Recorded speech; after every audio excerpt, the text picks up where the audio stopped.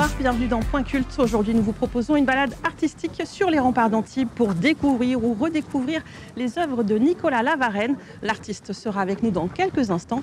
Des œuvres installées entre ciel et mer qui intriguent beaucoup les touristes et les passants que nous avons rencontrés. Comme un phare à l'entrée du port, il salue l'arrivée des promeneurs. Le grand guetteur regarde vers le large et l'infini de la Méditerranée. Un peu plus loin, on découvre un étrange trio, bouche ouverte, installé à 3 mètres de hauteur. Ces jockeys dénudés, en position de course, étonnent les touristes.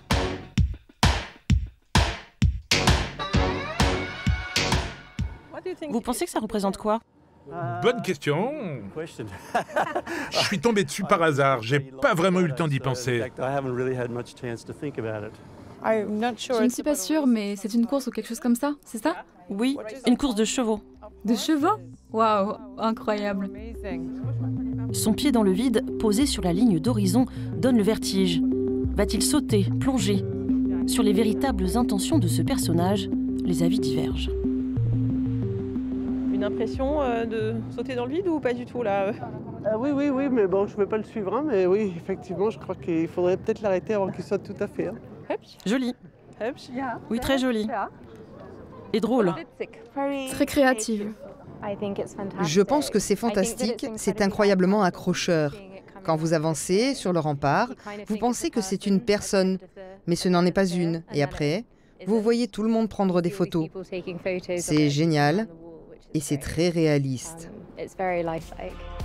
Accrochés sur la cathédrale d'Antibes, ces gargouilles plus réalistes que gothiques sont intitulées les réseaux sociaux. Il suffit de lever les yeux, certaines sculptures semblent flotter dans les airs. Ce penseur imperturbable trône sur d'immenses tiges, un tripode qui est devenu la signature de Nicolas Lavarenne.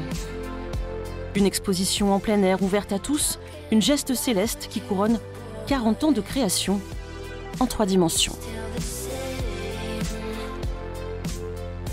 Bonsoir Nicolas Lavarenne. Bonjour. Merci d'être avec nous. Merci à vous.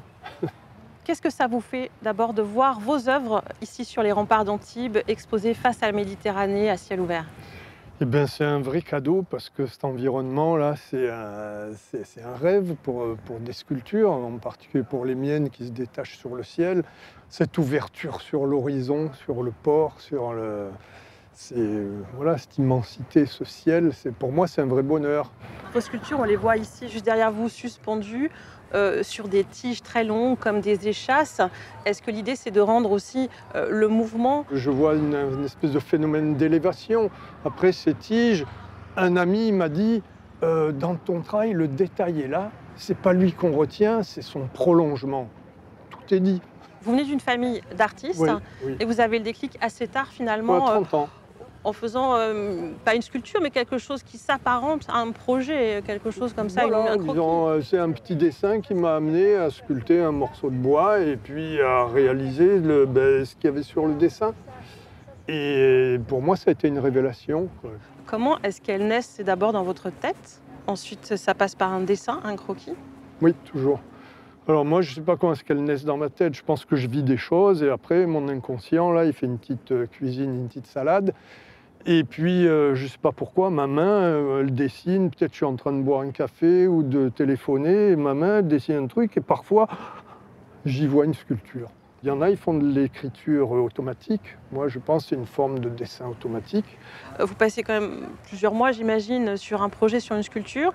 Est-ce qu'ensuite, quand il faut s'en séparer, parce que vous l'avez vendue, parce qu'elle doit être exposée, est-ce que c'est difficile de s'en séparer? Alors oui, ça prend beaucoup de temps. Je dirais, allez, pour une grande sculpture, c'est, on va dire, entre 2 et 3 mois de sculpture même.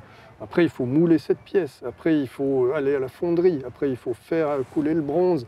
Après, il faut finir le bronze. Après, il faut transporter le bronze. Enfin, c'est vraiment pesant, vraiment.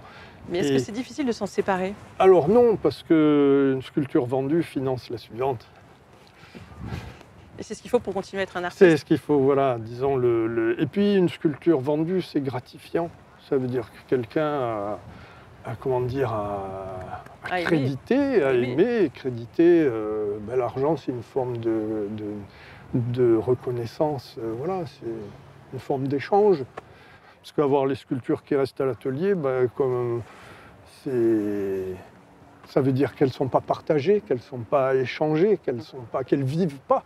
Parce que ces pièces-là, elles vivent aux yeux de ceux qui les regardent, quoi. Moi, je ne suis pas là pour expliquer. Hein. Les gens, il y en a, ils disent « Elle souffre !» Oh là là. Je dis cette personne doit vraiment souffrir en elle, puisque l'art est un miroir. Puis il y en a, ils disent « Quelle pêche !»